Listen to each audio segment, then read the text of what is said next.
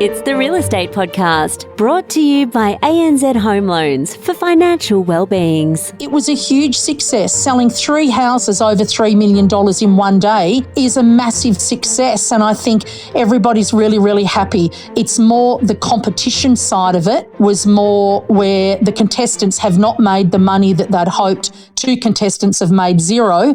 That part of it is incredibly disappointing, but hey, that's reality television. And that is Kim McQueen on the Real Estate Breakfast this morning, as we are right across Australia 7 days a week talking about your property news and information, which includes the likes of Brisbane, also Adelaide, Canberra, Perth, Melbourne, of course, and you can stream us on multiple platforms, including iHeartRadio, Spotify and Apple Podcasts. Wednesday, 29th day of October.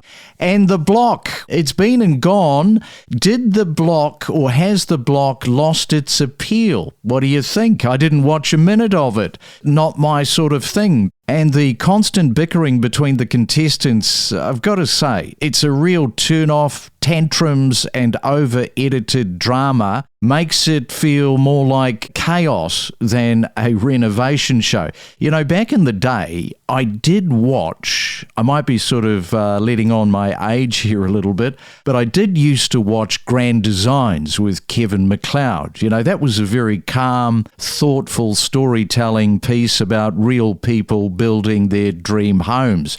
And that show celebrated vision and creativity. The block now feels like, to me, it's just sort of losing its way. Or do you have a different take on that? You might have absolutely revelled in the 2025 block series. You can leave a voice message, of course, below if you've got an opinion about that, or you can leave an email. Our email address is myrealestatepodcast@gmail.com, and let us know what you thought of this year's block series.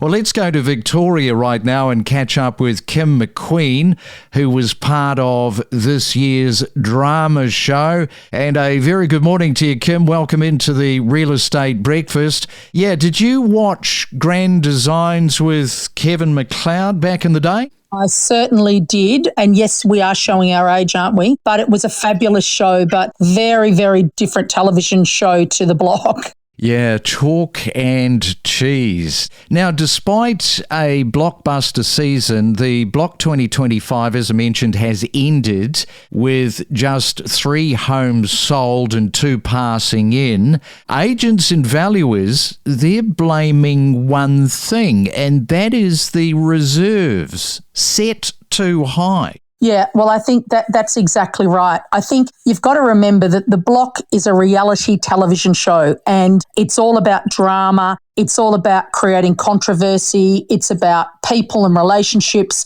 It wouldn't be the show it is if everything ran smoothly, everyone got on well, all the houses sold for healthy profits at the end of the day. So, you know, The Block, I believe, Channel 9 has told us this year that the ratings were, I think, some of the best ratings ever. I think there's still a space for The Block on television, and they're, they're rolling out next year already. Whether we like it or not, it's still is successful, and I think there's so many reality television shows out there a lot of the general public seem to love. Yeah, so again, let us know your thoughts if you're listening and totally disagreeing with my take on The Block.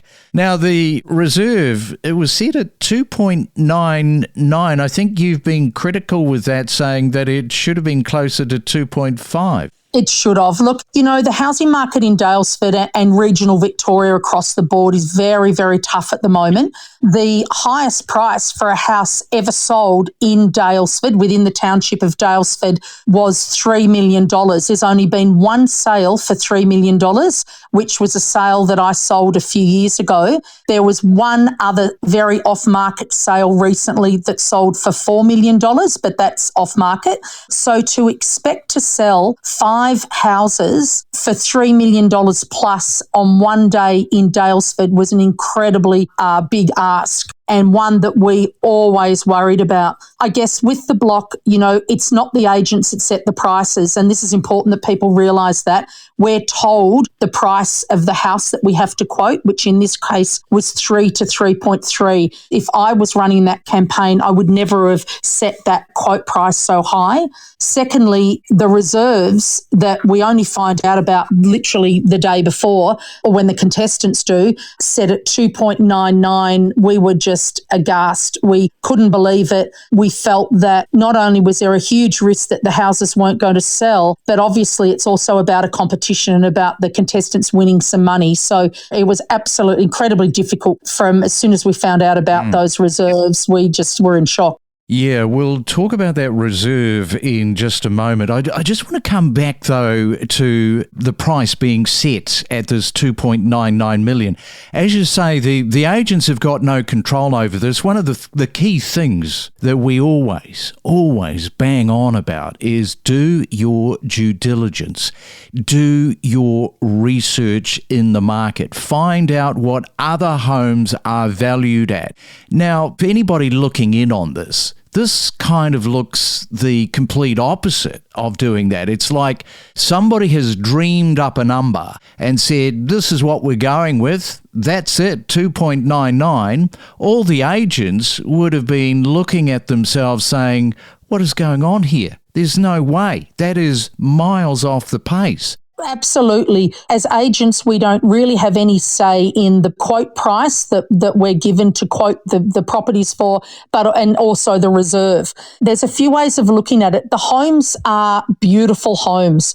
So if you look at within those title boundaries of each home, you are getting a lot of bang for your buck. The homes are big, they're beautifully finished, there's very high-end fittings and fixtures. Externally, our house, which was Matt and Robbie's house, House 5, we had pickleball courts. We've got a beautiful underground cellar that's fully fitted with bespoke cabinetry. There's swimming pool, outdoor pergolas. There's all sorts of stuff in these homes that certainly make the value very, very high. There's gymnasiums, all sorts of things. The main problem is, though, for me, was the location. When people are going to be spending the highest ever price, or, one of the highest ever prices in Daylesford, they're wanting something very, very special. And most of our buyers, the vast majority of our buyers, are coming out of Melbourne. They're wanting a tree change. They're moving to the country. So they're generally wanting a beautiful country feel, lots of trees, often a beautiful outlook. And these homes, I felt,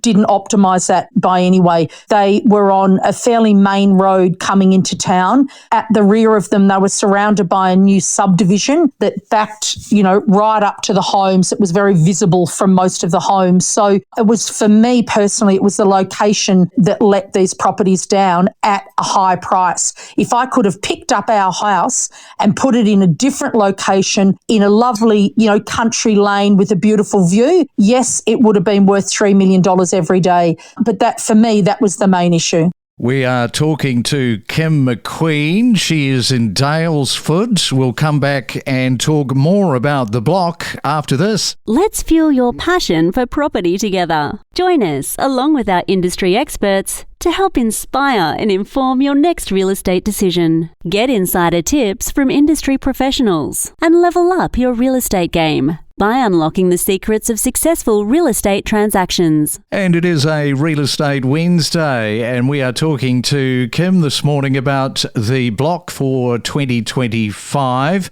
Yes, some big takeaways in terms of the reserve price and the expectation of what those houses were going to net. I'll just get you to explain, Kim, about the winners, because they did walk away not a bad sort of a payday, 420k profit plus 100 grand. Oh, yeah. They were obviously very excited and very happy. Their home was beautiful, of course. They did a wonderful job. They were very, very lucky because they had Danny Wallace, who's a regular bidder on the block. Most seasons was bidding, and he notoriously bids very high. And Danny was bidding against another unknown buyer who was on the end of a telephone.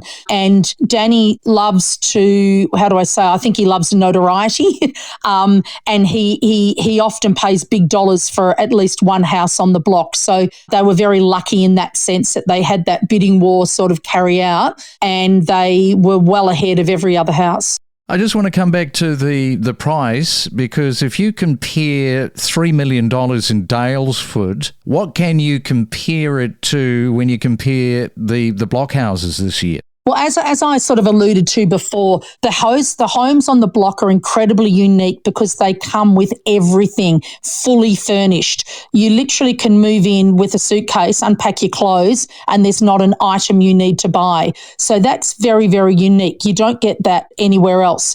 What you do get, though, is a different location. So for $3 million at the moment, I'm selling a beautiful historic home, absolute lake frontage on Lake Daylesford, that we've got on the market for $3 to $3.3 million, exactly the same price as on the block. You know, there's some pretty stunning homes that you can buy in Daylesford in the sort of mid-twos plus. That's part of the problem of these block houses selling, was that there's a lot of other homes on offer, and there's very few buyers anyway in that really $2 million plus in Daylesford. There's not many homes available, and there's very few buyers in that market. So it's a big call, as I said, to be selling $3 million plus houses on one day. Just before I let you go, Kim, what was the standout feature for you? What was something that might have been happening in the background, something that you thought, gee, that's really interesting? Is there anything that you can share with us this morning as a final word? I think that the block was a fabulous thing for Daylesford. They contributed probably millions of dollars to the Daylesford economy throughout the 4 months that they were all there filming. And I think a lot of people don't realise that times have been really, really tough in Victoria in property over the last few years. And it was an absolute godsend for Daylesford, which is a big tourism town. And tourism has been down because of cost of living. Victorian government taxes are just killing our region with property. And I think when the block came to town, the Daylesford opened their arms and really accepted them. And there was literally hundreds, if not thousands of people in town for that. Well, really probably a 6-month period. And it really was a godsend. And they were very much embraced. And I think overall, the block's been a fantastic thing for Daylesford and Hepburn Shire and for Central Victoria. I think overall it was a great success. And at the end of the day, real estate-wise, it was a huge success. Selling 3 houses over $3 million in one day is a massive success. And I think everybody's really, really happy. It's more the competition side of it was more where the contestants have not made the money that they'd hoped. 2 contestants have made zero. That part of it is incredibly disappointing. But hey, that's reality television. And I think we have to constantly remind ourselves that we're all part of a television show. As I say to all my vendors, it's reality television, not reality. Well, it's nice to end on a high as far as what this has generated for Daylesford. Not so great if you're walking away from that show with zero to show for it. Thank you, Kim. You have given us an insight into this year's block. Enjoy your day, your Wednesday there in Daylesford, and thanks for coming on to the Real Estate Breakfast. Thanks so much. Each week, we bring you in-depth real estate discussions, including inspiring stories from homeowners, knowledgeable real estate professionals and economists. Whether you're a buyer, seller, or just a real estate enthusiast, we are your ultimate property podcast. The media is not wrong in the sense that the market is uplifting, but I think the correct terminology would probably be that we're seeing a more stable market and we're seeing stability and we're seeing measured growth. Well, one of the talking points, and we have been talking about this in Melbourne, is the underquoting that is taking place. What have you been seeing this year with relation to that? You also have to question, is there a true growth or is it just advertised as such because the properties were underquoted? To give you an idea, there was a property in our marketplace recently that was quoted, I believe, 1.5 to 1.6. And there were 2 or 3 other agents that we knew of that had gone through the property and told those owners that it was worth well within the 2s. And guess what? At auction, it sold for mid-2s. So unfortunately, that's a very common story in our marketplace. It shouldn't be that way. We connect you to the best real estate information across Australia. The Real Estate Podcast.